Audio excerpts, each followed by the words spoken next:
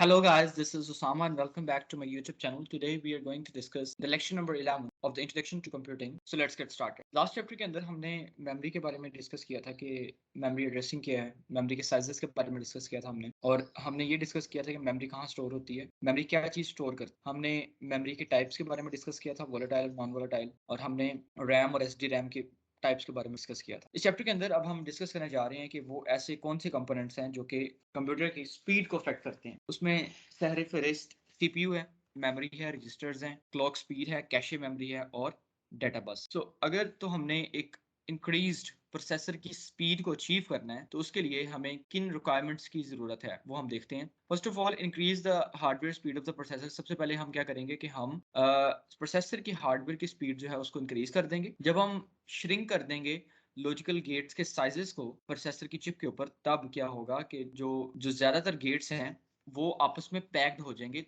और थोड़ी स्पेस लेंगे, तो जिसकी वजह से क्या होगा कि जो हार्डवेयर की स्पीड है प्रोसेसर की वो इंक्रीज कर जाएगी। Secondly, increasing the clock rate. अगर हम क्लॉक रेट को मजीद बढ़ा दें और जो इंडिविजुअल ऑपरेशंस हैं, अलग अलग ऑपरेशंस हैं, वो जल्दी रैपिडली एग्जीक्यूट होना स्टार्ट हो जाए, तो इससे भी क्या होगा कि प्रोसेसर की स्पीड इंक्रीज हो। थर्डली क्या होगा कि अगर तो हम स्पीड इंक्रीज कर दें, साइज इंक्रीज कर दें या स्पीड इंक्रीज कर दें कैशे की, उससे भी क्या होगा कि जो प्रोसेसर की स्पीड है वो इंक्रीज कर जाएगी। पर्टिकुलरली इसमें अगर हम बात करें तो कुछ पोर्शन डेडिकेट हम करते हैं प्रोसेसर की चिप का itself to cache. Cache as you know is one of the most fastest memory.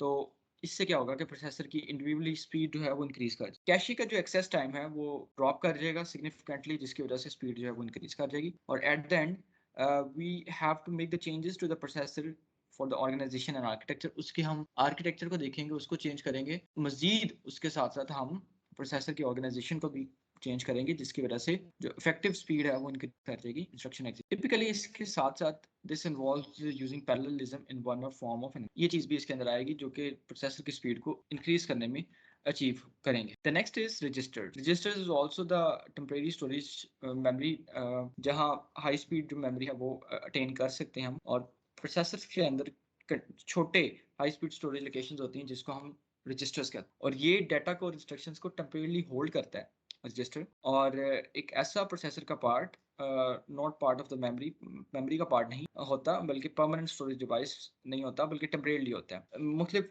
Types के रजिस्टर्स हमारे पास होते हैं जो कि स्पेसिफिक स्टोरेज फंक्शंस जो हैं वही सर अंजाम देते हैं। उनके अंदर सहरे फहरिस्त क्या है जी कि वो storing the location from where an instruction was fetched. उस इंस्ट्रक्शन की लोकेशन को को देखना जहां से जो आपके पास इंस्ट्रक्शंस हैं वो फेच होती हैं, जहां से हासिल होती हैं। Secondly, storing an instruction while the control unit डिकोड्स it. वो इंस्ट्रक्शंस को स्टोर करना जहां से कंट्रोल यूनिट जो है वो इंस्ट्रक्शंस को डिकोड करते हैं। Thirdly, storing data while the ALU computes it. जब तक कि अरिथमेटिक लॉजिक यूनिट जो है वो डाटा को कंप्यूट नहीं कर लेता, तब तक जो डाटा है उसको स्टोर करना। And storing the results of the calculations, और उन कैलकुलेशंस को स्टोर करना, रिजल्ट्स को स्टोर करना, ये रजिस्टर्स का पर्पस। नेक्स्ट हमारे पास है रजिस्टर के फंक्शंस।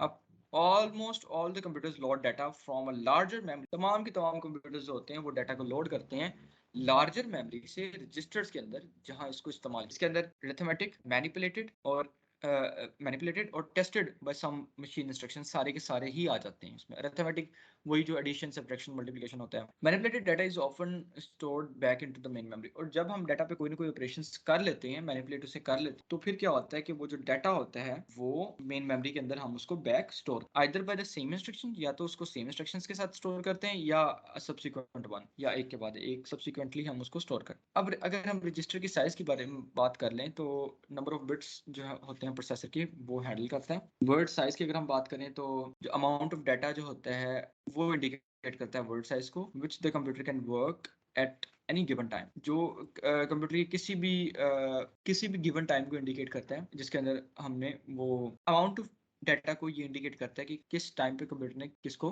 देखना है या एग्जीक्यूट करना है। Larger indicates more powerful. जितनी ज्यादा आपके पास like amount of data increase होगा, उतना ज्यादा आपका पावरफुल कंप्यूटर होगा, जितना टाइम कम लगेगा। Increase by purchasing new CPU. अब इसको आप इस तरह भी इंक्रीज कर सकते हैं कि जब अगर आप सीपीयू की न्यू परचेज करते हैं जो 16 बिट्स का है या 32 बिट्स का है या 64 बिट्स का है, इस तरह भी क्या होगा कि आप साइज को इंक्रीज कर सकते हैं। Next we have the user accessible registers. वो रजिस्टर्स जिनको यूजर एक्सेस कर सकते हैं वो कौन से हैं? डाटा रजिस्टर्स हैं, एड्रेस रजिस्टर्स हैं। डाटा रजिस्टर्स के अंदर आपके पास कौन से आ जाते हैं?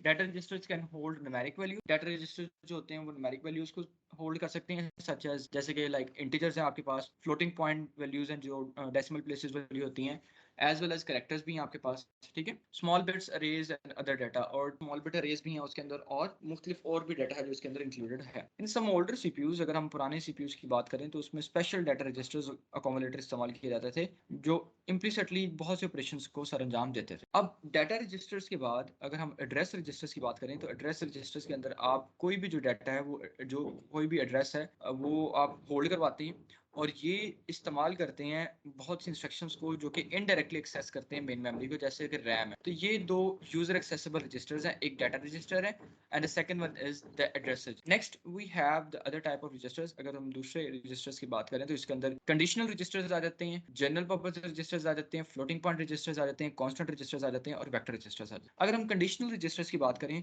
तो इसके अंदर कोई ना कोई आपके पास लाइक ट्रुथ या फॉल्स की कंडीशंस होती हैं या 0 1 की कंडीशंस होती हैं, तो ट्रुथ टेबल इसमें एक डिफाइंड बनता है जो कि डिटरमिन करता है इस कुछ भी कोई भी इंस्ट्रक्शंस को कि वो एग्जीक्यूट होंगी या वो एग्जीक्यूट नहीं। तो ये कंडीशन पर डिपेंड करता है। अगर हम जीपीआरएस की बात करें जो जनरल पर्पस रजिस्टर्स हैं, तो ये बोथ स्टोर करती हैं डाटा को भी और एड्रेस, और ये दोनों कंबाइंड फॉर्म में डाटा और एड्रेस फॉर्म में बनते हैं। अगर हम फ्लोटिंग पॉइंट रजिस्टर्स एफपीआर के बारे में बात करें तो इसके अंदर जितने भी डेसिमल प्लेसेस वाले हैं वो इसके अंदर आ जाएंगे। कांस्टेंट रजिस्टर्स की बात करें तो इसके अंदर कोई भी लाइक पाई की वैल्यू, 0 की वैल्यू, 1 की वैल्यू होल्ड होती होगी, जो कांस्टेंट्स होंगे उसकी आ जाएंगे रजिस्टर्स। अगर आप वेक्टर रजिस्टर्स की बात करें तो ये वो वेक्टर प्रोसेसिंग डाटा को स्टोर करेंगे जिसके अंदर सिंगल इंस्ट्रक्शंस या मल्टीपल डाटा इंस्ट्रक्शंस आ जाएंगे, वेक्टर। नेक्स्ट हमारे पास मजीद अगर हम रजिस्टर्स की बात करें तो हमारे पास कंट्रोल और स्टेटस रजिस्टर्स होते हैं जो कि प्रोग्राम को होल्ड करते हैं, स्टेट को, जो कि इंक्लूड करते हैं ज़्यादातर, जिसके अंदर हम प्रोग्राम काउंटर जिसको आका इंस्ट्रक्शन पॉइंटर कहा जाता है, स्टेटस रजिस्टर्स जिसको प्रोसेसर स्टेटस वर्ड या फ्लैग रजिस्टर कहा जाता है, और इसके अंदर इंस्ट्रक्शन रजिस्टर आ जाते हैं जो कि कोई भी इंस्ट्रक्शंस को स्टोर करते हैं जो कि एग्जीक्यूट होनी हो। अब मजीद इसके अंदर रजिस्टर्स के अंदर हम अगर बात करें, हम जो इन्फॉर्मेशन को फैच करता है रैम से वो मेमोरी बफर रजिस्टर एमबीआर है, मेमोरी डाटा रजिस्टर एमडीआर है, मेमोरी एड्रेस रजिस्टर एमएआर है, और मेमोरी टाइप रजिस्टर्स हैं जिसको एमटीआर है। हार्डवेयर रजिस्टर्स जो होते हैं वो सिमिलर होते हैं बट अगर आउटसाइड सीपीयू, लेकिन ये सीपीयू से बाहर होते हैं हार्डवेयर। नेक्स्ट अगर हम बात करें तो सिस्टम एंड इंटरनल क्लॉक की अगर हम बात करें तो इसके अंदर तमाम ऑपरेशंस जो कि कोई भी प्रोसेसर जो है फॉर्म करता है, जैसे कि इंस्ट्रक्शंस को फेच करना,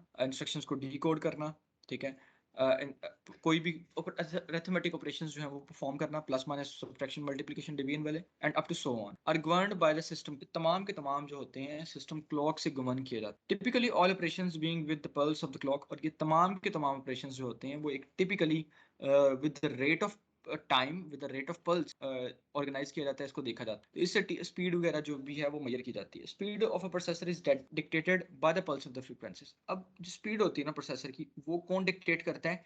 वो फ्रीक्वेंसी डिक्टेट करता है, वो पल्स डिक्टेट करता है कि किस तरह वो क्रस्ट एंड ट्रफ्स उसके बनेंगे किस तरह, और किस तरह उसके साथ जो with respect to some work है इसको मेजर किया जाता है साइकिल्स पर सेकंड में या हर्ट्ज में, जो कि इसका यूनिट भी है फ्रीक्वेंसी। अब clock signals are generated by quartz crystal. Clock जो सिग्नल्स होते हैं क्वार्ट्ज क्रिस्टल जो है होते हैं उससे जनरेट होते हैं, which generated at a constant signal while the power is applied. जब उसको पावर अप्लाई की जाती है तो वो कांस्टेंट सिग्नल जो है वो जनरेट करता है। This wave is converted into digital voltage pulse stream that is provided into constant flow to the processor circuitry. अब ये जो waves जो होती हैं इनको convert किया जाता है digital voltage pulse stream के अंदर that is provided into constant, जिसको constant flow के अंदर provide किया जाता है to the processor circuit. Okay, अगर next बात करें तो system या internal clock की अगर बात करें, the rate of pulses is known as clock rate. जो rate of pulses है उसको हम clock rate कहते हैं या हम उसको clock speed भी कैसे। वन इंक्रीमेंट और pulse of the clock is refer to as a clock cycle. एक जो इंक्रीमेंट होता है या एक जो पल्स है क्लॉक की उसको आप क्लॉक साइकिल कह सकते हैं। और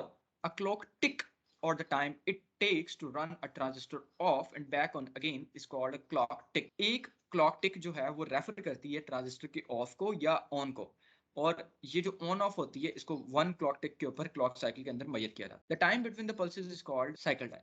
एक पल्स से दूसरे पल्स के दरमियान में जो टाइम होता है उसको हम साइकिल टाइम, और ये कंट्रोल करता है तमाम टाइमिंग्स को, तमाम कंप्यूटर के operation. A processor can execute all an instruction in a given number of clock cycle. Processor जो होता है वो एग्जीक्यूट करता है डिफरेंट इंस्ट्रक्शंस को जो कि in a given number of clock cycles जो है वो एग्जीक्यूट होते हैं। Pace of the system clock is called the clock. जो पेस होती है सिस्टम क्लॉक की उसको आप क्लॉक स्पीड कहते हैं। Modern machines use gigahertz. ज्यादातर जो मशीन्स हैं वो गीगाहर्ट्ज इस वक्त यूज कर रही हैं। 1 बिलियन क्लॉक टिक्स जो होती हैं वो 1 सेकंड्स के अंदर उसमें हो जाती है। नेक्स्ट अगर आप बात करें अंडर क्लॉकिंग की या ओवर क्लॉकिंग की, तो अंडर क्लॉकिंग से ये मुराद है with a particular CPU replacing the crystal with another crystals that oscillates half of the frequency will generally make the CPU run at the half of the performance and reduce waste heat produced by the CPU। अब simply इसमें ये बात की जा रही है कि अगर हम सिंपली अगर किसी सीपीयू पर्टिकुलर सीपीयू की बात करें तो इसके अंदर क्या होता है कि जो क्रिस्टल्स होते हैं वो रिप्लेस कर दिए जाते हैं मुख्तलिफ दूसरे क्रिस्टल से जो ऑसिलेट करते हैं हाफ फ्रीक्वेंसी, जिससे क्या होता है कि जो हाफ फ्रीक्वेंसी वाले आपके ऑसिलेट करते हैं क्रिस्टल्स, उससे सीपीयू की जो परफॉर्मेंस होती है वो हाफ इंक्रीज हो जाती है, जिससे जो वेस्ट है वो रिड्यूस हो जाता है और जो फ्रिक्वेंसी है या जो एफिशिएंसी है या जो स्पीड है वो आपकी इंक्रीज कर जाती है। और अगर आप ओवरक्लॉकिंग की बात करें तो वो ओवरक्लॉकिंग से ये मुराद है कि जो परफॉर्मेंस होती है वो इंक्रीज कर जाती है सीपीयू की, जो रिप्लेस कर जाती है ऑसिलेटर क्रिस्टल्स को with a higher frequency crystal, जो कि हायर फ्रीक्वेंसी क्रिस्टल के साथ उसको रिप्लेस करते हैं, जिसकी वजह से जो परफॉर्मेंस है वो आपकी इंक्रीज कर जाती है। अगर मजीद इसके अंदर हम ओवरक्लॉकिंग के बारे में बात करें तो ये वो अमाउंट होती है ओवरक्लॉकिंग की जो कि लिमिटेड होती है by the time for the CPU के टाइम से to settle after each pulse, जो हर एक पल्स के बाद सेटल होती है, और by the extra heated created, और ये जो एक्स्ट्रा हीट जो क्रिएट होती है उससे ये जो पल्स है वो सेटल डाउन होता है। So these are two underclocking and overclocking phenomena which is related with the speed and time of the CPU. Have the overclocking phenomena. In this processes of making a computer or component operator faster than the specified by the manufacturer of modifying system parameters। इसके अंदर क्या होता है कि simply जो आपका computer होता है, ये जो आपका कंपोनेंट ऑपरेटर होता है, वो फास्टर मूव करता है या फास्टर प्रोसेस करता है जितना कि मैन्युफैक्चरिंग के अंदर उसका पैरामीटर्स रखे जाते हैं उससे ज्यादा। क्यों? क्योंकि वो मॉडिफाइड हो जाते हैं। नेक्स्ट आप अगर आप बात करें तो most overclocking techniques increase power consumption. ज्यादातर जो ओवरक्लॉकिंग टेक्निक्स होती हैं वो पावर कंजम्पशन को इंक्रीज कर देती हैं, जिससे हीट ज्यादा जनरेट होती है, which must be carried away, जिसको आपने लाइक कैरी करना होता है। The purpose of the overclocking is to increase the operating speed of the given hardware. अब जो मेन पर्पस होता है इसका वो ये होता है कि इसके अंदर जो ये टेक्निक की जा रही होती है, इसके अंदर पावर की कंजम्पशन जो होती है वो इंक्रीज हो जाती है, जिससे मोर हीट जनरेट होती है और आपकी जो लाइक एफिशिएंसी है वो इंक्रीज कर जाती है। और दूसरा इसका पर्पस ये है कि जब ओवरक्लॉकिंग इंक्रीज करती है तो ऑपरेटिंग स्पीड जो होती है वो भी हार्डवेयर की इंक्रीज कर जाती है। And eight the and computer components that may be overclocked include, जिसमें सीपीयूज आ जाते हैं, वीडियो कार्ड्स आ जाते हैं, मदरबोर्ड चिपसेट्स आ जाते हैं और रैम्स आ जाते हैं। ये ओवरक्लॉक। अगर हम कैशे फंक्शन की बात करें तो कैशे जैसे कि मैंने बताया था कि इस फास्ट जो भी इसके अंदर स्टोर होता है, कैशे के अंदर स्टोर होता है, might be values that have been computed earlier. वो वैल्यूज हो सकती हैं कि जो अभी थोड़ी देर पहले आपने कंप्यूट की हो, जो टेम्परेरी उसके बाद उसमें स्टोर हो। Duplicates of original values that are stored elsewhere, या उसके अंदर डुप्लीकेट वैल्यूज भी स्टोर हो सकती हैं जो आपने कहीं और स्टोर की होंगी। If requested data is contained in cache, अगर तो आप रिक्वेस्ट करते हैं डाटा को जो कैशे के अंदर होता है तो वो उसको मिल जाता है, नहीं तो वो रैम के उसको एग्जीक्यूट करता है।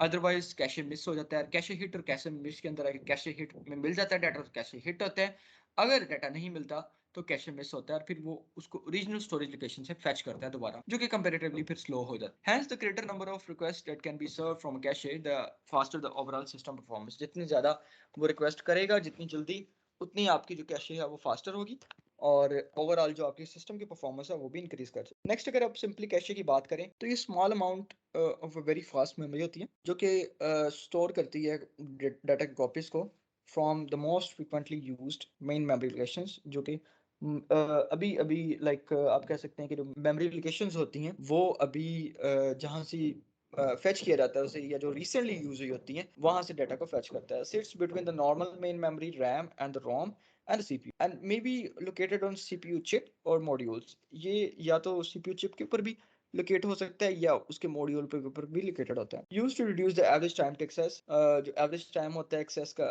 इससे वो भी रिड्यूस हो जाता है। मजीद ये कि as long as the most memory accesses are cached memory location, the average access time of the memory accesses will be closer. जितना ज़्यादा आप मेमोरी को एक्सेस करेंगे कैशे मेमोरी से, उतना एवरेज टाइम जो होगा वो कम होता जाएगा, वो क्लोजर होता जाएगा कैशे एक्सेस टाइम से, then the access time of the main memory. Means to say कि जो मेन मेमोरी से एक्सेस करना है आपने टाइम, उसकी बनिस्बत जो कैशे मेमोरी का टाइम एक्सेस है वो कम हो जाएगा। नेक्स्ट अगर आप कैशे के ऑपरेशंस की बात करें तो इसमें क्या होते हैं कि सीपीयू रिक्वेस्ट करता है जो मेमोरी लोकेशन कंटेंट्स होते हैं उसके लिए चेक करता है कैशे के डाटा पड़ा हुआ है, अगर तो पड़ा है तो वो जल्दी से उससे गेट कर लेगा, ठीक है, fastly.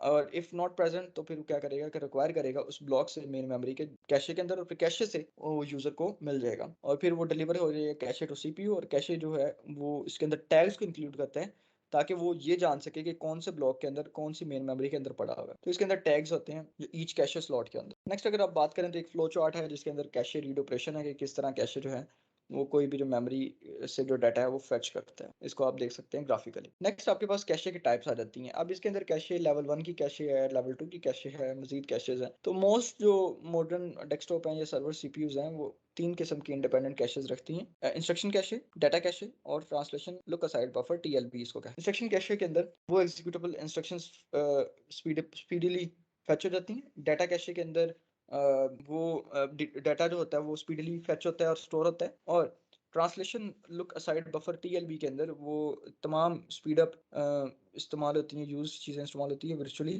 To the physical address translation for both executable instructions and data. इसके अंदर बहुत आ जाती हैं, लाइक एग्जीक्यूटेबल इंस्ट्रक्शंस भी आ जाती हैं और डाटा की आ जाती हैं, जो कि ट्रांसलेशन लुक असाइड बफर, ये इसकी एक टाइप है कैशे जो कि वर्चुअल फिजिकल एड्रेस से ट्रांसलेशन करता है। नेक्स्ट आपके पास मल्टी लेवल कैशे, जिस तरह मैं पहले बात कर रहा था कि इसके अंदर L1 कैशे है जो कि रिसेंटली डाटा को फेच करती है, L2 कैशे है जो अपकमिंग डाटा को देखती है, और L3 है जो कि पॉसिबल मजीद मतलब फ्यूचर में अगर कोई डाटा आता है तो उसको डील कर। अब अनदर जो एक इशू है फंडामेंटल की है कि वो ट्रेड ऑफ का इशू है कि लाइक कैशे का एक्सेस टाइम और हिट रेट के अंदर जो ट्रेड ऑफ करना पड़ता है।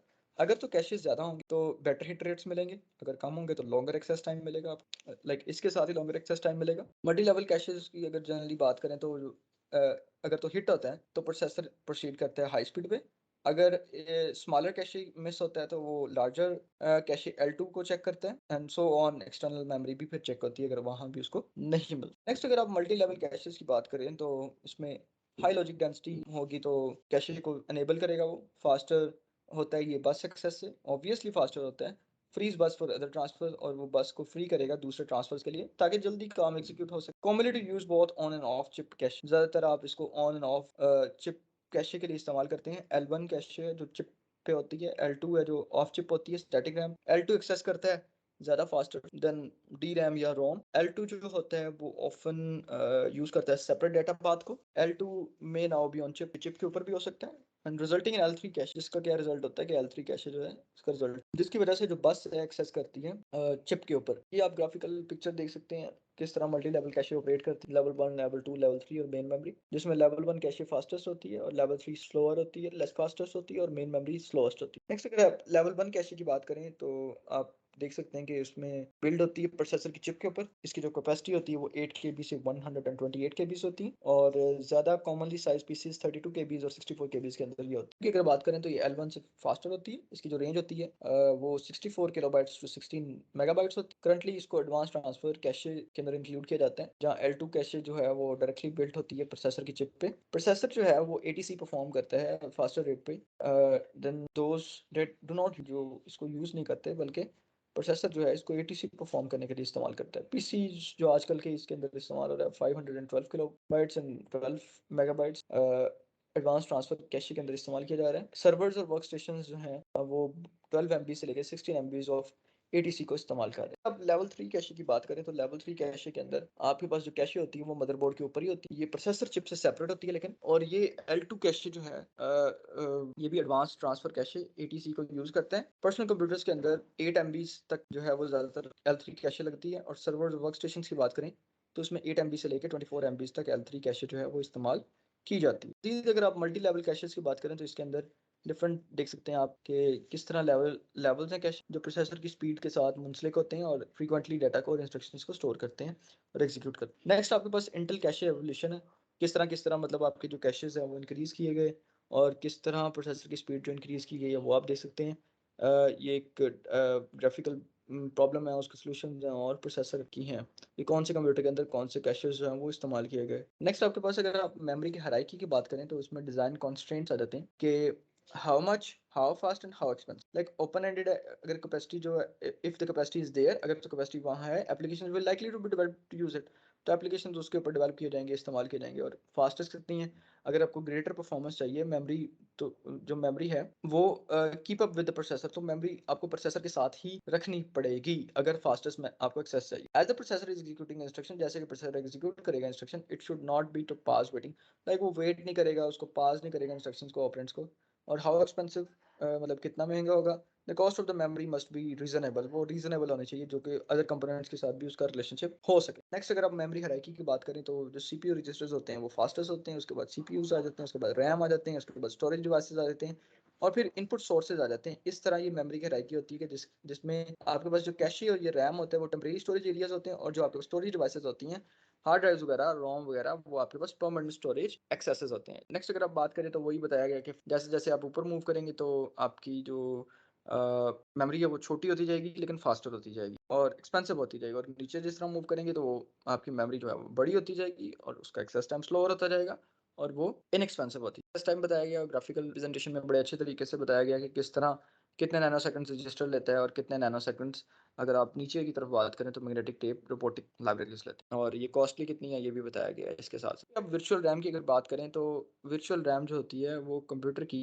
एक एक्चुअल रैम तो नहीं होती, लेकिन ये फाइल को एनिमुलेट करती है रैम की, और कंप्यूटर के डाटा को स्वैप करती हैं वर्चुअल रैम पे थोड़ी देर के लिए, लाइक टेम्परेरली। लीस्ट रिसेंटली जो डाटा होता है वो यहाँ मूव होता है, और उसकी जो टेक्निक्स हैं वो पेजिंग की हैं, सेगमेंटेशन की हैं, या कॉम्बिनेशन ऑफ बोथ की है। बस सिंपली एक आप कह सकते हैं कि एक पाथवे होता है, कि इलेक्ट्रॉनिक पाथवे होता है जो कि डिफरेंट कंपोनेंट्स को अटैच करता है और किसी भी मैसेज को लेके जाता है। बसेस इंटरनल सिस्टम्स की बसेस भी होती हैं और एक्सटर्नल एक्सपेंशन बसेस भी होती हैं। अगर आप इंटरनल सिस्टम की बसेस की बात करें तो ये रिजाइड करता है मदरबोर्ड को, जो कि कनेक्ट करता है सीपीयू को।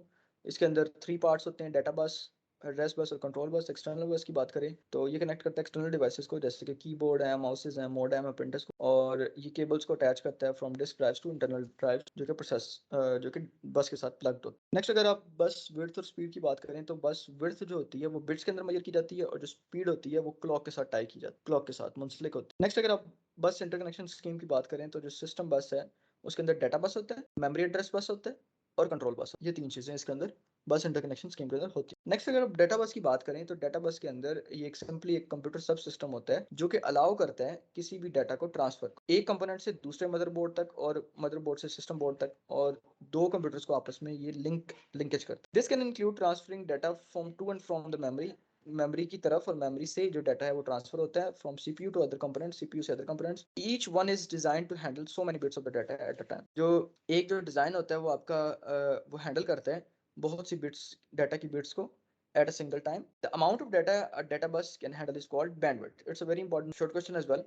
वो डाटा, वो अमाउंट ऑफ डाटा जो कोई भी डाटा बस हैंडल करेगा उसको आप बैंडविड्थ कहेंगे। टिपिकली डाटा बस जो होती है वो 32 बिट्स वाइड होती है, और जो नए कंप्यूटर्स हैं उसके अंदर जो डाटा बसेज हैं वो 64 बिट्स तक हैंडल कर लेते हैं। नेक्स्ट है आपके पास एड्रेस बस। एड्रेस बस एक सिंपल सीरीज ऑफ लाइंस होते हैं जो कि कनेक्ट करते हैं दो या दो से ज्यादा डिवाइसेस को किसी स्पेसिफिक फिजिकल एड्रेस। जब प्रोसेसर की नीड होती है टू रीड और राइट टू मेमोरी लोकेशन, तब एड्रेस बस जो है वो काम आती है। It specifies that memory location on that address bus, कोई भी मेमोरी लोकेशन को स्पेसिफाई करता है उस एड्रेस बस पे, और वैल्यू देता है रीड या राइट की डाटा बस। The width of the address bus determines the amount of the memory system can address. जो विड्थ होती है एड्रेस बस की वो डिटरमाइन करती है उस मेमोरी के अमाउंट को जो कि सिस्टम के ऊपर होती है, जो उसके ऊपर एड्रेस की जाती है। मिसाल के तौर पर a system with 32 bit address can address 2 raise to the power 32 memory locations, और वो सिस्टम जो कि लाइक 64 का होगा तो 64 होगा।